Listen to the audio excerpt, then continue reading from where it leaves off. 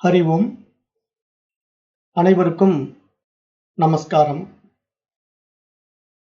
நாம் தற்போது பார்த்து கொண்டிருக்கின்ற வகுப்பு கேன உபனிஷதம். இதுல நாம கடந்த வகுப்புகள் மூலமா இரண்டாவது அத்தியாயத்தில் முதல் மந்திரத்தை பார்த்து முடிச்சோம். இப்ப இன்றைக்கு நாம் இரண்டாவது அத்தியாயத்தின் இரண்டாவது மந்திரத்தை பார்க்க இருக்கின்றோம். இப்ப இந்த இரண்டாவது மந்திரம் என்ன சொல்ல வருது அப்படின்னு பார்த்தா, ஆன்மாவை அறிந்தும் அறியவில்லை என்பது போல கொடுக்கப்பட்டிருக்கிறது. அதாவது நாம் ஆன்மாவை பற்றி அறிந்து கொண்டது மிக சொற்பமே, மிக கொஞ்சமே என்று பார்த்தோம்.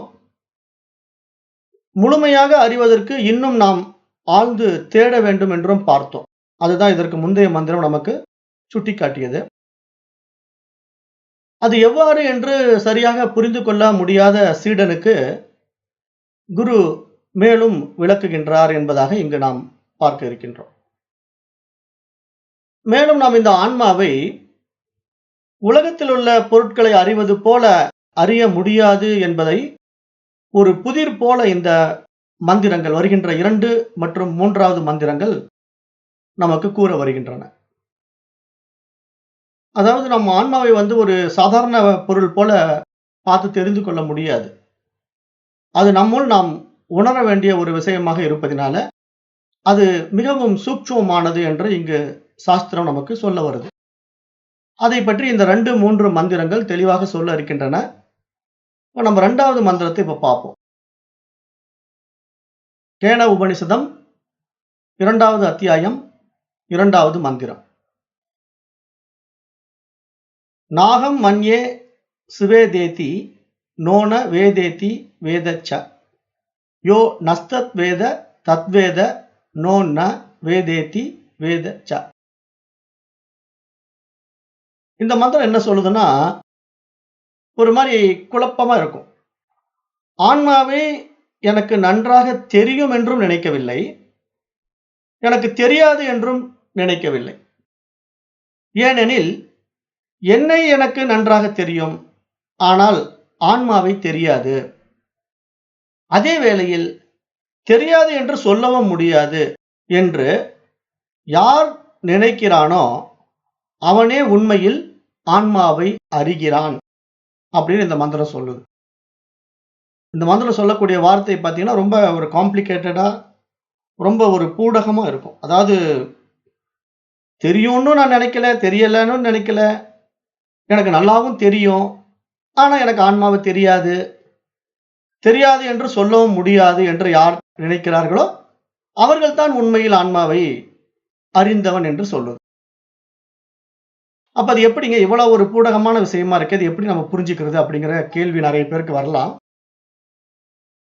பொதுவாகவே நான் இங்க சொல்ல வர விஷயம் என்ன அப்படின்னு பாத்தீங்கன்னா, இந்த ஆன்மவியல் பாடங்கள்ல பக்குவம் உள்ளவர்களுக்கு மட்டும்தான் இது புரியும் என்று நான் பலமுறை சொல்லி இருக்கிறேன்.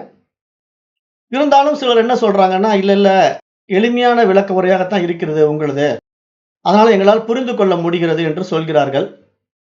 அந்த வகையில நான் இதை பார்க்கும்போது ஒரு சந்தோஷம் தான் எனக்கு. ஆனாலும் பொதுவா முன்பின் ஒரு வைரக்கல்லை பார்த்திராத ஒருவன் கடை வீதியில் நடந்து செல்லும் போது ஒரு வைரக்கல் கீழே கிடைத்து எடுத்து பார்த்தாலும் அது கிடைத்த இடம் கடை இல்லை, வெறும் கடை வீதி என்பதினாலே அவனால் அதை வைரக்கல் என்பதாக ஒப்புக்கொள்ள முடியவில்லை. அதனால அதை கண்ணாடிக்கல் என்று அதே கடை வீதியில் தூக்கி வீசிவிட்டு போவதை பார்க்க முடிகிறது இல்லையா? அது மாதிரி தான் இங்கேயும் இந்த ஆன்மவியல் பாடங்களை கற்றுக்கொள்ள வருகின்றவர்களும் பெரும்பாலும் இருக்கிறார்கள் என்பதை என்னால் பார்க்க முடிகிறது. காரணம் என்ன அப்படின்னு பாத்தீங்கன்னா, இங்கு கற்றுக் கொடுப்பவர் ஜடாமுடியோட காவி உடை தரித்து கொண்டு உத்ராட்சம் மாலை அணிந்து கொண்ட முனிவர் போல இல்லை. அதனால ஜடாமுடியோட காவி உடையை போட்டுக்கொண்டு உத்ராட்சம் போட்டுக்கொண்டு எதை சொன்னாலும் அதுதான் இன்றைய மக்களுக்கு உண்மையை சொல்கிறார்கள் என்ற மனோநிலை அப்படி போயிடுச்சு. இன்னைக்கு ஆன்மீகம் எல்லாம் அப்படி போயிடுச்சு. ஆன்மீகம்னா எப்படின்னா, அந்த வேஷம் இருக்கணும், அப்பதான் அது ஆன்மீகம். உண்மையை சொல்வதற்கு இங்கு வேஷம் தேவையில்லை, நீ உடம்பே இல்லை அப்படின்னு சொன்னா யாரும் ஒத்துக்கிறது இல்லை. அப்படிதான் இன்றைய ஆன்மீக நிலை இருக்கு. அதை நான் இங்க சுட்டி காட்டுகின்றேன். ஏனென்றால் வைரக்கல்லுக்கும் கண்ணாடி கல்லுக்கும் வித்தியாசம் தெரியாம இருக்கிறவனுக்கிட்ட வந்து அது கடை வீதியில கிடைக்குதுங்கிறதுனால அலட்சியமா தூக்கி வீசிட்டு போற மாதிரி, இங்கே இந்த பாடம் வந்து ஆன்லைன்ல கிடைக்குதுங்கிறதுனால நிறைய பேர் அலட்சியமா இருக்கிறாங்கங்கிறது எனக்கு தெரியுது. இப்ப அதுக்கு நம்ம என்ன செய்யணும்? அதுதான் நம்முடைய மனதினுடைய மாய விளையாட்டு என்று நம்ம இங்க புரிந்து கொள்ள வேண்டும். ஏன்னா இங்க ஆன்மவியல் பாடங்கள் வாயிலா நம்ம இதுவரைக்கும் படிச்சு என்ன தெரிஞ்சுக்கிட்டு இருக்கோம் அப்படின்னா, மனம் செய்கின்ற மாய விளையாட்டை தான் தெரிஞ்சுக்கிட்டு இருக்கோம். இப்ப நாம இந்த பாடத்திட்டத்துல இந்த மந்திரம் சொல்ல வர்ற விஷயம் அதைத்தான் சொல்ல வருது. அப்ப என்ன இங்க நம்ம செய்யணும்? நம் ஒவ்வொருவருக்கும் நம் மனதில் உண்மையிலேயே நடக்க வேண்டிய ரசவாதம் என்ன அப்படின்னு பாத்தீங்கன்னா, உள்ளொரு மாற்றம். நம்மிடத்திலே உள்ளே ஒரு உருமாற்றம் நடக்க வேண்டும். உள்ளத்திலே ஒரு உருமாற்றம் நிகழ வேண்டும் என்று இங்கு எதிர்பார்க்குது இந்த சாஸ்திரம். இப்ப நாம இதற்கு முந்தைய வகுப்புகளில பார்த்தது மாதிரி தான், இப்ப மனதின் உள்ளுரு மாற்றம், இன்னர் டிரான்ஸ்ஃபர்மேஷன் சொல்லுவோம். Inner transformation. மைண்ட வந்து உள்ள உருமாற்றம் செய்யணும். அது எப்படின்னா, உடல், மனம், உயிராற்றல், அறிவுணர்வு ஆகிய அனைத்தையும் உள்ளடக்கிய ஒரு அருமையான செயல்முறை என்று சொல்லலாம். என்னென்ன சேருது பாருங்க. உடல், மனம், உயிராற்றல், அறிவுணர்வு ஆகிய அனைத்தையும் உள்ளடக்கிய ஒரு அருமையான செயல்முறை தான் இங்கு வந்து இன்னர் டிரான்ஸ்ஃபர்மேஷன், மனதின் உள்ளுரு மாற்றம். அது நடந்தால் மட்டும்தான் ஆன்ம தரிசனம், ஆன்ம அனுபூதி உண்டாகும். இல்லைன்னா நடக்கவே நடக்காது. அப்ப இந்த மாதிரியான விஷயங்களை வந்து நேரடியா வெறும் வாய் வார்த்தைகளாக மொழிகளின் மூலம் விளக்குவதில் உள்ள சிக்கல்களினாலே நம்முடைய முன்னோர்கள் என்ன செய்திருக்கிறார்கள் பார்த்தா, சில குறியீடுகள் வழியாகவும் உருவகங்களின் மூலமாகவும் விளக்குவதற்கு முற்பட்டிருக்கிறார்கள் என்று நாம் பார்க்க முடிகிறது. இப்ப அந்த மாதிரி விஷயங்களை அவர்கள் குறியீடுகள் மூலமாகவோ உருவங்களின் மூலமாகவோ விளக்க முற்பட்டதினால் ஏற்பட்ட விளைவு என்ன ஆகி போயிடுச்சுன்னா, அது மூட நம்பிக்கைகளால் விதைக்கப்பட்ட கதைகளாக மாற்றப்பட்டு விட்டது. பெரும்பாலான விஷயங்கள்லாம் அப்படித்தான் இருக்கு. ஆன்மீக கதைகள் எல்லாம் நம்ம பார்த்தோம் அப்படின்னா, பெரும்பாலான கதைகள் வந்து ஒரு மூட நம்பிக்கையை விதைக்கின்ற கதை மாதிரியும், நடைமுறைக்கு ஒப்புக்கொள்ள முடியாத கதை மாதிரி இருக்கும். ஆனா அதுதான் ஆன்மீகம் என்று சொன்னா, ஒரு சராசரி மனிதன் அதை ஏற்றுக்கொள்ள மறுக்கிறான் என்பதையும் நம்ம இங்க பார்க்க வேண்டும். இப்ப அதற்கு தான் நம்ம இன்னைக்கு என்ன பண்ண போறோம்? இந்த மந்திரம் இருக்கு இல்லையா? இந்த 2வது மந்திரம் என்ன சொல்றது? 2வது மந்திரம், ஆன்மாவை எனக்கு நன்றாக தெரியும் என்று நான் நினைக்கவில்லை, எனக்கு தெரியாது என்றும் நினைக்கவில்லை. என்னை எனக்கு நன்றாக தெரியும், ஆனால் ஆன்மாவை தெரியாது. அதே வேளையில் தெரியாது என்று சொல்லவும் முடியாது என்று யார் நினைக்கிறானோ அவனே உண்மையில் ஆன்மாவை அறிகிறான் என்பதாக இந்த 2வது மந்திரம் சொல்ல வருது. அப்போ இங்க இந்த மந்திரத்தினுடைய விளக்கம் நம்ம எப்படி பார்க்கலாம்னா, 63 நாயன்மார்களில ஒருவராக திகழ்கின்ற காரைக்கால் அம்மையாருடைய கதையை எடுத்துக்கிட்டு பார்ப்போம். காரைக்கால் அம்மையாருடைய கதை வந்து எல்லாருக்கும் தெரியும். எல்லாருக்கும் தெரிந்த கதை. அதனால நான் கதை சொல்ல போறதில்லை. அவங்களுடைய தாத்பரியத்தை சொல்ல வரேன். காரைக்கால் அம்மையாருடைய விஷயத்தை சொல்ல வரேன். காரைக்கால் அம்மையார் வந்து ஒரு வணிகர் குடும்பத்தில பிறந்து புனிதவதி என்ற பெயரில் வாழ்ந்தவர்.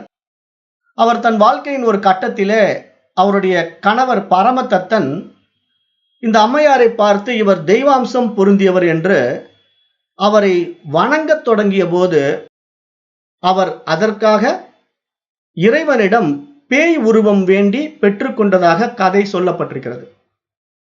காரைக்கால் அம்மையாருடைய கதையை நம்ம பார்த்தோம் அப்படின்னா, அவர் கணவனே அந்த அம்மாவை வந்து ஒரு தெய்வாம்சம் பொருந்தியவராக வழிபடத் தொடங்கியதின் விளைவாக அந்த அம்மா வந்து பேய் உருவம் வேண்டி பெற்றுக்கொண்டதாக கதை சொல்லப்பட்டிருக்கு.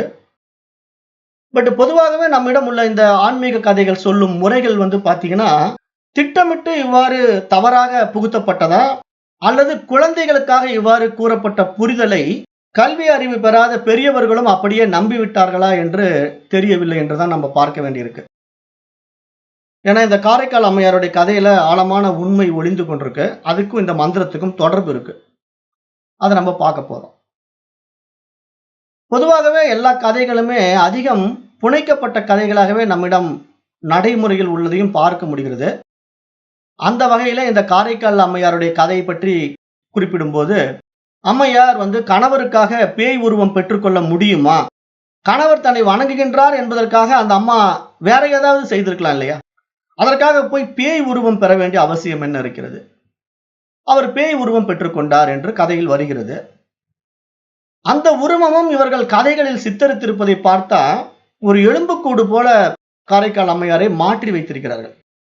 காரைக்கால் அம்மையாருடைய வடிவத்தை பார்த்தீங்கன்னா சிற்பத்திலும் சரி, வரையப்பட்ட படத்திலும் சரி, அப்படியே ஒரு எலும்பும் தோலுமா ஒரு எலும்புக்கூடு மாதிரியே அந்த அம்மாவை வரைஞ்சி இதுதான் காரைக்கால் அம்மையார் என்று காட்டுகிறார்கள்.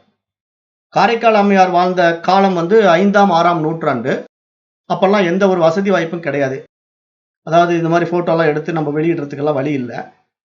அதனால அது கற்பனை உருவமாக வரையப்பட்ட ஒரு படம் அல்லது சிற்பம் என்றுதான் நம்ம பார்க்க வேண்டும்.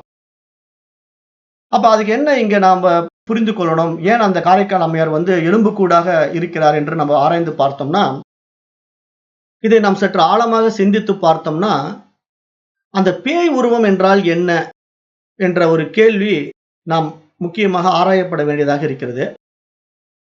இதுதான் நம்முடைய அறியாமை மற்றும் மனமயக்கத்தை நீக்குவதற்கான வழி என்பதாகவும் பார்க்கப்படுகிறது. இப்ப இங்க உண்மையிலே பேய் உருவம் என்பது மனதில் வெளிப்பட்ட மாய உருவங்கள் மறைந்து கரைந்த நிலை அப்படின்னு இங்க பார்க்கப்படுகிறது. இங்க வேதம் சொல்ல வருகின்ற பேய் உருவம் அப்படிங்கிற ஒரு விஷயம் எப்படி பார்க்குது அப்படின்னா, இப்ப சாதாரணமா நமக்கு நடைமுறையில ஆன்மா அப்படிங்கிற விஷயத்தை எப்படி நமக்கு சொல்லி பழக்கி வச்சிருக்காங்க அப்படின்னா, ஆன்மா அப்படின்னா ஒரு பேய் அப்படிங்கிற மாதிரி சொல்லிட்டாங்க நமக்கு. சின்ன வயசுல இருந்தே குழந்தைகளுக்கு அப்படித்தான் சொல்லி கொடுத்துருப்பாங்க. பெரியவங்களும் அதை தான் நம்புறாங்க. ஆன்மான்னா பேய் அப்படிங்கிற மாதிரி ஒரு நம்பிக்கை. அது வெள்ளையா அப்படியே காத்துல வரும், பறந்து வரும் அப்படின்னு ஒரு நம்பிக்கை வச்சிருக்காங்க. அதனால என்ன பண்றாங்கன்னா, பேய் உருவம் அப்படின்னாலே அது ஆன்மா அப்படிங்கிற மாதிரி ஒரு மைண்ட் செட் பல காலங்களாகவே இருக்கு. இன்றைக்கு நேற்று ஏற்றப்பட்ட விஷயம் அல்ல. இது பல ஆயிரக்கணக்கான ஆண்டுகளாகவே இந்த மாதிரி பேய் உருவம்ங்கிற விஷயத்துல ஆன்மா அப்படின்னா அது ஒரு பேய் அப்படிங்கிற மாதிரி நம்பிக்கை வலுவாக நம்மிடத்திலே புகுத்தப்பட்டிருக்கு. ஆனா உண்மையில் இங்க பேய் உருவம் வேண்டி அம்மையார் பெறுகிறார் அப்படின்னா நம்ம எப்படி புரிஞ்சுக்கணும்? உருவமற்ற நிலையை அவர் வேண்டுகிறார் என்று நம்ம புரிந்து கொள்ளணும். பேய் உருவம் அப்படின்னா அந்த பேய்க்கு உருவம் இல்லை, அது சூட்சமா இருக்கும், கண்ணுக்கு தெரியாம இருக்கும். அப்போ அந்த பேய் நிலை, பேய் உருவம், ஆன்மா பேய் மாதிரிங்கும் போது அந்த ஆன்ம நிலை ஒரு பேய் உருவ நிலை அப்படின்னு நம்ம புரிந்து கொண்டோம்னா அந்த நிலையை விரும்புகிறார் என்றுதான் நம்ம இங்க புரிந்து கொள்ள வேண்டியதாக இருக்கிறது. அந்த பேய் உருவம் என்பது மனதில் வெளிப்பட்ட மாய உருவங்கள் மறைந்து கரைந்த நிலை என்பதாக சாஸ்திரம் பார்க்குது. அந்த நிலையைத்தான் மனமற்ற நிலை என்று சொல்லுது. அதாவது பேய் உருவம் என்பது மன உருவம் மறைந்து கரைந்து இல்லாமல் போன நிலை என்று பார்க்கிறோம். இப்ப பொதுவாகவே நாம் நினைத்துக் கொண்டிருக்கின்ற இந்த சுயம் இருக்கு இல்லையா, நம்முடைய சுயம், நான் என்று நம்ம சொல்றோம் இல்லையா, அது எப்படி நம்ம இடத்துல ஏற்றி வைக்கப்பட்டிருக்குது அப்படின்னு பார்த்தா, சமூகம் சார்ந்த அல்லது மற்றவர்களால் வழிநடத்தப்பட்ட கலாச்சார சக்திகளினால் கட்டமைக்கப்பட்டதாக இருக்கு. இப்ப நான் அப்படின்ற ஒரு விஷயத்தை நமக்கு எடுத்த உடனே நம்ம என்ன புரிஞ்சுக்கிறோம் அப்படின்னா, நம்ம பெரும்பாலும் பேசுற வார்த்தைகளே பாருங்களேன், ஒரு நாளைக்கு நீங்க அதிகமா உபயோகப்படுத்திருக்கிற வார்த்தை நான்ங்கிற வார்த்தையா தான் இருக்கும். நீங்க நடைமுறையில கவனிச்சு பார்த்தீங்கன்னா, நீங்க இன்னைக்கு காலையில இருந்து இரவு வரைக்கும் எவ்வளவு பேசியிருக்கிறீங்களோ அதுல அதிகமான வார்த்தைகள் எது அப்படின்னு பார்த்தீங்கன்னா, நான்ங்கிற வார்த்தையை நீங்க ரொம்ப அதிகமா உபயோகப்படுத்திருப்பீங்க. ஆனா அந்த நான்ங்கிறத எந்த அடிப்படையில நீங்கள் உபயோகப்படுத்திருக்கிறீங்க அப்படின்னு பார்த்தீங்கன்னா, நாம் ஒருவருக்கு மகனாகவோ மகளாகவோ சகோதரனாகவோ அல்லது சகோதரியாகவோ கணவனாகவோ அல்லது மனைவியாகவோ தந்தையாகவோ அல்லது தாயாகவோ தான் நாம் இந்த நான் என்பதை உபயோகப்படுத்தி நடைமுறையில் நாம் வாழ்ந்து கொண்டிருக்கின்றோம்.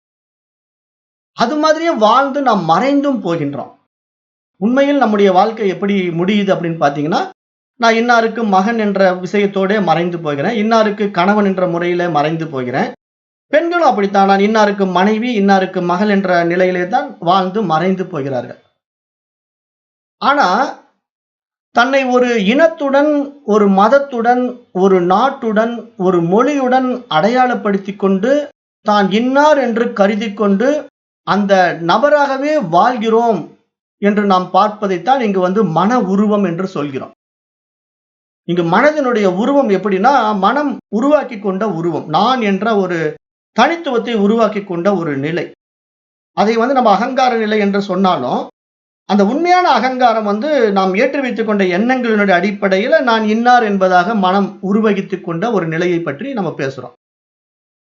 அப்ப இந்த மன உருவம் எண்ணங்களால் எழுந்த வெறும் நினைவுகளால் ஆனது என்று நாம் நன்றாக புரிந்து கொள்ள வேண்டும். ஏன்னா இங்க நான் சொல்ல வர்ற விஷயம் எல்லாமே பாத்தீங்கன்னா மைண்டை அப்டேட் பண்றதுக்கான விஷயங்களை உங்களுக்கு சொல்லிக்கிட்டே இருக்கிறேன். மைண்ட் எங்க சிக்கிக்கிட்டு இருக்கு, நம்ம எந்த இடத்துல அப்டேட் ஆகணும் அப்படிங்கிறதான பாடம் தான் இதெல்லாம். அப்ப இந்த மனம் என்ன பண்ணுதுன்னா, ஏற்கனவே ஏற்றி வைத்துக் கொண்ட பல்வேறு எண்ணங்களின் அடிப்படையில எழுந்த வெறும் நினைவுகள் தான். ஏன்னா நான் இன்னாருடைய கணவன் என்பது என்னுடைய எண்ணத்தில் எழுந்த ஒரு நினைவு. நான் இன்னாருடைய மகன் என்பது என்னுடைய எண்ணத்தில் எழுந்த ஒரு நினைவு. இது மாதிரி நிறைய விஷயங்களை மனம் ஏற்றி வைத்துக் கொண்ட காலத்தின் ஒரு சேகரம் என்று சொல்லலாம், ஒரு சேமிப்பு என்று சொல்லலாம். அதுதான் நம்முடைய சித்தத்துல பதிவாய் கிடக்குது. நிறைய விஷயங்கள் நம் சித்தத்துல இது மாதிரி எண்ணங்களுடைய தொகுப்பாக மனம் வளர்ச்சி அடைந்து சித்தமாக பதிவாகி நம்மிடத்துல இருக்கிறது. ஆனால் உண்மையில் இது நாம் இல்லை என்று நாம் அறிய வேண்டும் என்று இங்கு சாஸ்திரம் சொல்ல வருது. நான் ஆன்மா இல்லை, நான் ஆன்மா தான் என்று குழப்புற மாதிரி இந்த பாடல் இருக்குன்னு சொன்ன இல்லையா, இந்த மந்திரம். அது எப்படி சொல்ல வருதுன்னா, உண்மையில் நம்முடைய யதார்த்தம் என்ன, நான் யார் என்று நம்ம விசாரிக்கும் போது, நாம் நினைத்துக் கொண்டிருப்பது போல நான் இன்னாருடைய மகனோ, இன்னாருடைய கணவனோ, அல்லது இன்னாருடைய மகளோ, இன்னாருடைய மனைவியோ, இப்படி நாம் ஏற்றி வைத்துக் கொண்ட விஷயம் அல்ல. அது உண்மை அல்ல என்று இங்கு சாஸ்திரம் சொல்லுது. மனதின் ஆதிக்கத்தினாலே மனச்சுயத்தில் கவனம் லயித்து, மனம் சுயம்னா நம்முடைய ஈகோ, நம்முடைய அகங்காரம், நான்ங்கிற அந்த ஈகோவை தான் மைண்டை நான்ங்கிற அபிமானிச்சுக்குது. நான் இன்னாருடைய மகன், இன்னாருடைய கணவர் அப்படிங்கிற விஷயத்தை எப்படி அபிமானித்துக் கொள்ளுதோ அதை உண்மையாக நம்புறது இல்லையா, அந்த நம்பிக்கையின் அடிப்படையில அதை நம்ம ஈகோன்னு சொல்றோம். அதுதான் நம்முடைய ரியாலிட்டியா நம்ம நினைச்சுக்கிட்டு இருக்கிறோம். அந்த பிரச்சனை என்ன ஆகுதுன்னா, நம்முடைய உண்மை இயல்பாகிய ஆன்ம உணர்வுடன் நமக்கு இணைப்பு விடுபட்டு போகி நாம் வெறும் மன உருவமாகவே வாழ்கிறோம் என்று சொல்லுது சாஸ்திரம். ஏன்னா நம்ம அந்த ரியாலிட்டியை இழந்துட்டோம். நம்முடைய உண்மை தன்மையை நம்ம இழந்து இவ்வாறு ஏற்றி வைத்துக் கொண்ட விஷயங்களிலே சிக்கி அதுதான் நான் என்பதாக நம்முடைய மனம் உருமாற்றம் பெற்றுவிட்டது. இப்படி பெற்றுவிட்டது, தவறாக புரிந்து கொண்டது. அப்ப இதுல இருந்து நம்ம விடுபட வேண்டும்னா இங்க சாஸ்திரம் சொல்ல வருகின்ற வழிமுறை என்ன அப்படின்னு நம்ம பார்த்தோம் அப்படின்னா, நம் கவனத்தை நம்ம உள்நோக்கி திருப்பும் போது மட்டும்தான் இந்த மன உருவம் மறைந்து அடங்கி போகும். அப்போது மட்டும்தான் நான் என்ற தன்னுணர்வு தனியாக மிஞ்சும் என்று இங்கு சாஸ்திரம் சொல்ல வருது. இப்ப நான் என்கின்ற நம்முடைய உண்மையான தன்னுணர்வு, விழிப்புணர்வு தனியாக நிக்க மாட்டேங்குது. அது என்ன பண்ணுது அப்படின்னா, மற்ற விஷயங்களோட போய் மிங்கிள் ஆயிடுச்சு. பலரால் ஏற்றி வைக்கப்பட்ட விஷய சுகங்களில போய் சிக்கிக்கிட்டு அந்த பாண்ட், அந்த பவுண்டரிக்குள்ள இருந்து வெளியே வர மறுக்குது. அப்படி மறுத்துக்கிட்டு என்ன சொல்லுதுன்னா, அதை தான் உண்மை நம்புது, அடம் பிடிக்குது. நான் இன்னாருடைய மனைவிங்குது, நான் இன்னாருடைய மகளுங்குது, இந்த மாதிரி நான் இன்னாருடைய மகன், இன்னாருடைய கணவன் என்று சொல்லுது. ஆனா இந்த நான் நம்மால் உருவாக்கப்பட்ட மன உருவம்.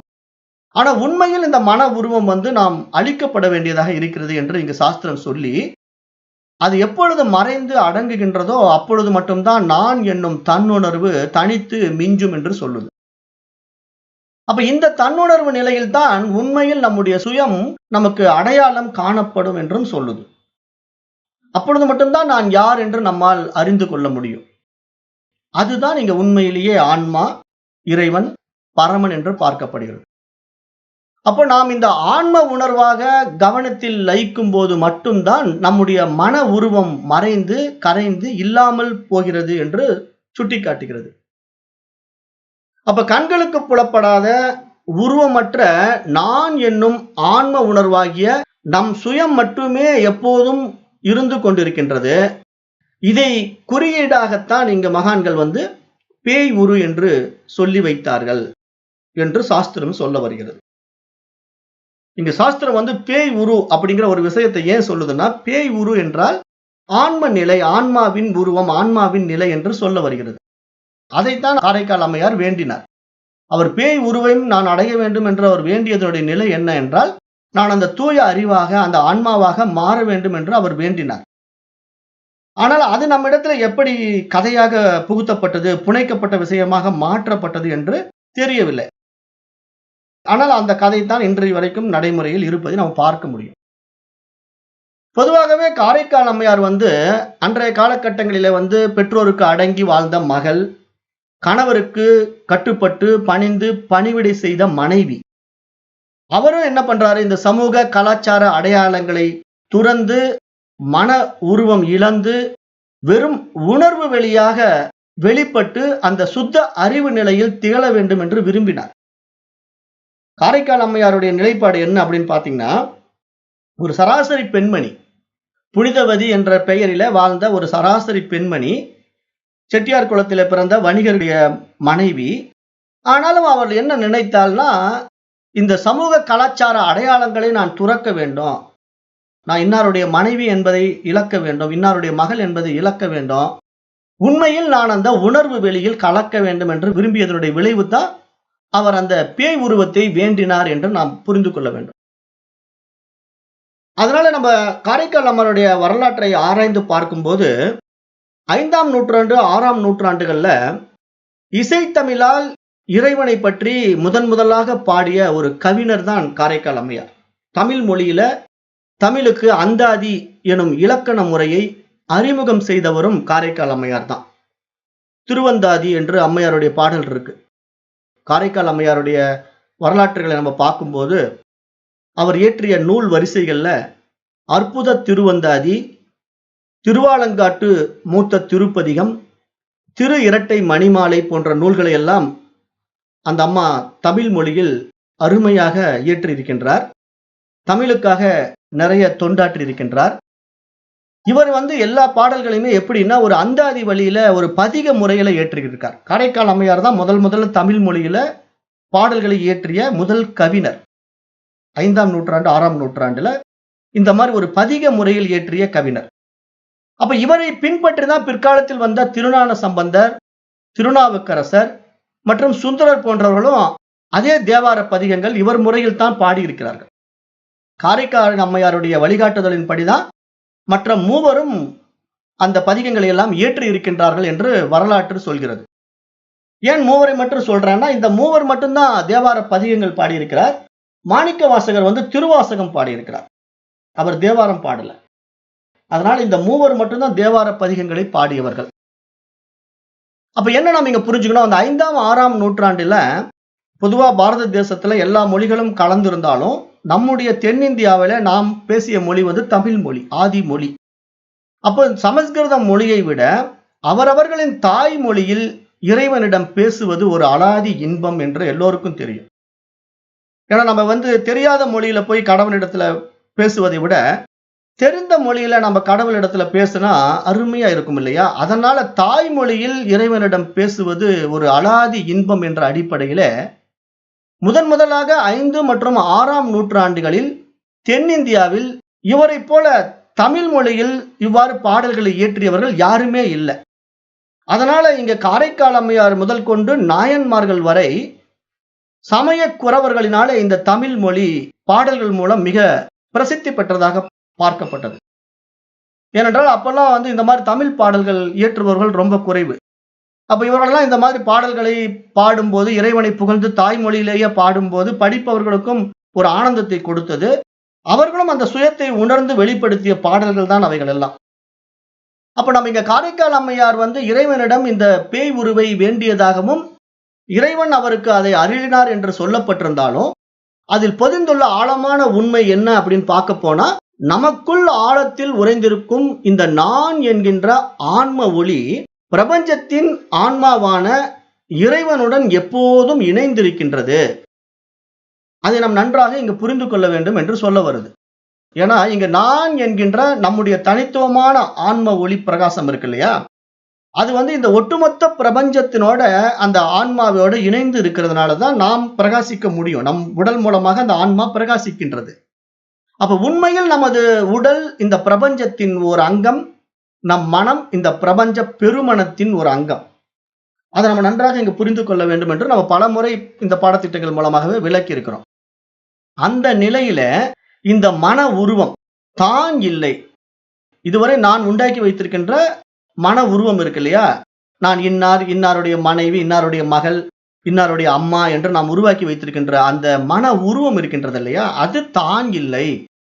அது தன்னுடைய சுய அடையாளம் இல்லை என்பதை உணர்ந்து கொண்டு ஆன்ம ஞான வெளிச்சத்தில் ஆன்ம வெளியில் மனம் அடங்கும் போது மட்டுமே நம் பிரக்ஞையின் ஒளி வீசும் ஆன்ம ஒளியாகிய அந்த பரமனின் பவித்திரமான எல்லையற்ற அறிவு ஒளி படலத்தின் ஒரு கதிர்தான் இந்த காரைக்கால் அம்மையார் போன்ற ஞானிகள் என்பது நமக்கு புரிய வருகின்றது. ஏனென்றால் இங்கே அந்த ஆன்ம ஒளி பிரகாசம், அந்த அருட்பெரும் ஜோதியினுடைய பிரகாசத்தில் வெளிப்பட்ட பல்வேறு கதிர்களில் ஒரு கதிர் தான் இந்த காரைக்கால் அம்மையார். ஏன்னா அப்படிப்பட்ட ஒரு ஞானத்தை அவர்கள் நமக்கு பொக்கிஷமாக வழங்கி இருக்கிறார்கள். இது போன்றுதான் நாம் நிறைய மகான்களை, ஞானிகளை நம்முடைய பாரத தேசத்துல பார்க்கிறோம். அவர்கள் எல்லாருமே இந்த அறிவு ஒளியில் வெளிப்பட்ட ஆத்ம ஞானிகள். அப்ப பொதுவாகவே இப்ப நம்ம எப்படி இந்த உடலையும் மனதையும் புரிந்து கொள்ள வேண்டும் என்று பார்த்தா, இப்ப தற்போது நம்முடைய பயன்பாட்டில் இருக்கின்றது இல்லையா, கைபேசி, கணினி போன்ற கம்ப்யூட்டர் போன்ற பொருள்கள் எல்லாம், அது எப்படி நமக்கு ஒரு கருவியாக பயன்படுதோ அது மாதிரி தான் இங்க ஆன்ம ஞான ஒளியில் பிரகாசித்துக் கொண்டிருந்த ஞானிகளுக்கு அவர்களுடைய உடலும் மனமும் வெறும் கருவிகள் மட்டும் தான் என்பதை அவர்கள் நன்றாகவே தெரிந்து வைத்திருந்தார்கள். இப்ப நாம யூஸ் பண்ணிட்டு ஒரு பொருளை டேபிள் மேல வைக்கிறோம், ஒரு செல்போனை பார்த்து பேசிட்டு டேபிள் மேல வச்சிருவோம், கம்ப்யூட்டர் யூஸ் பண்ணிட்டு ஆஃப் பண்ணி வச்சிருவோம். நம்ம பொறுத்த வரைக்கும் அது என்ன, ஒரு சாதாரண கருவி, ஒரு பயன்பாட்டுக்காக இருக்கு, அது நான் அல்ல என்று நமக்கு நன்றாக தெரியும். ஒரு செல்போனை போய் நான் சொல்ல மாட்டோம், ஒரு கம்ப்யூட்டரை போய் நான் சொல்ல மாட்டோம். அது நமக்கு எப்படி தெளிவா தெரியுதோ அது மாதிரி இந்த ஞானிகள் தன்னுடைய உடலையும் மனதையும் கருவியாகத்தான் கையாண்டார்கள் என்று நாம் பார்க்க முடிகிறது. அவர்கள் அதை பயன்படுத்தி இருக்கிறார்கள், அவ்வளவுதான். அதை பயன்படுத்தி இந்த உலகத்துக்கு என்ன கொடுக்க வேண்டுமோ, என்ன செய்ய வேண்டுமோ செய்து விட்டு போய்விட்டார்கள். மற்றபடி அது அவர்கள் அல்ல என்பதில் நாம் தெளிவாக இருக்க வேண்டும். அதனால நம்ம தவறான விஷயங்களை பதிவு செய்து வைத்துக் கொண்டு அதுதான் ஆன்மீகம் என்று வாழ்ந்து கொண்டிருக்கின்றோம்.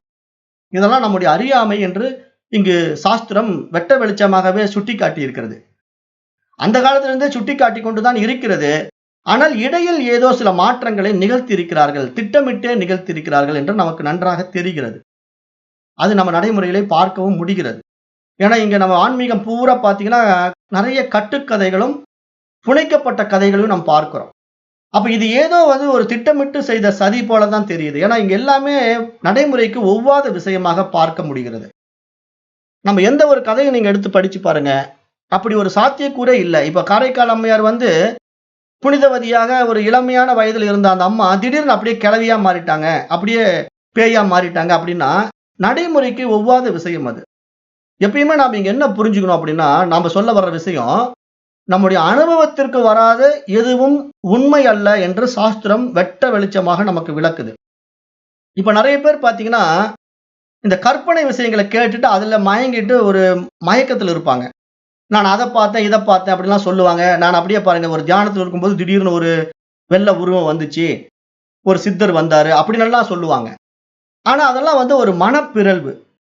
அது ஆங்கிலத்துல சொல்லணும்னா ஹாலுசினேஷன் சொல்லலாம். மனம் ஒரு கற்பனை உருவத்தை வடிவமைச்சுக்கும்.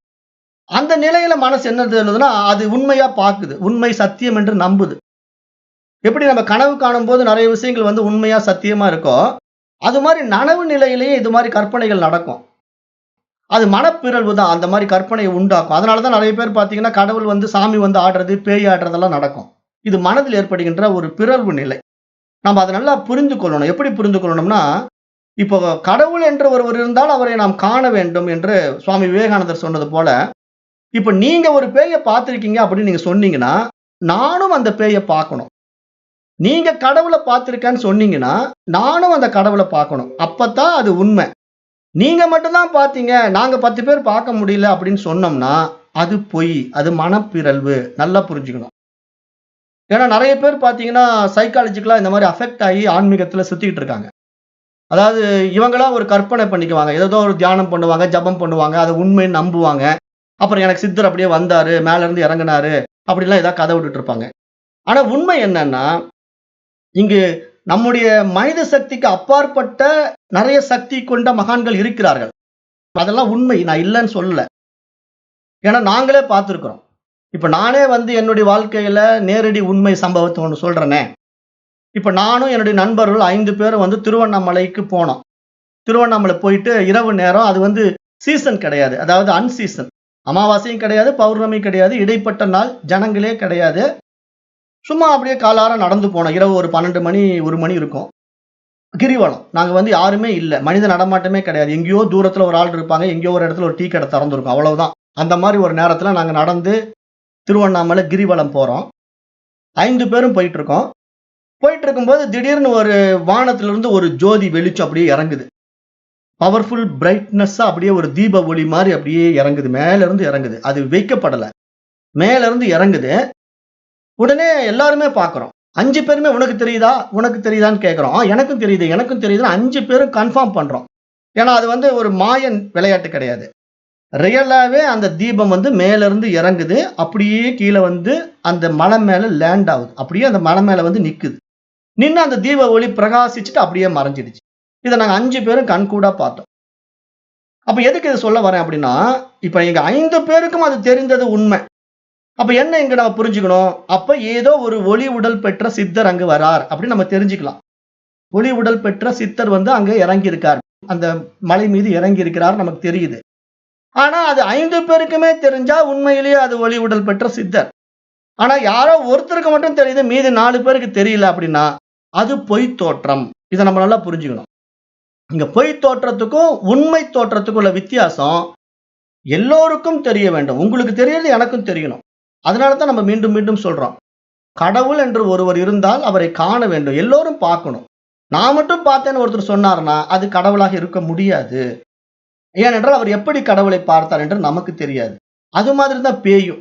இவர்கள் நான் ஒரு பேயை பார்த்தேன் அப்படின்னா அது எப்படி இந்த பேய் இருந்தது? அவருக்கு மட்டும் அது பேய், நமக்கு அது பேயா தெரியாது. ஏன்னா அது உண்மை அல்ல. அதை நம்ம இங்க நல்லா புரிந்து கொள்ள வேண்டும். ஏன்னா இங்க நான் பேசுறது பூரா மைண்ட் சம்பந்தப்பட்ட டாபிக்.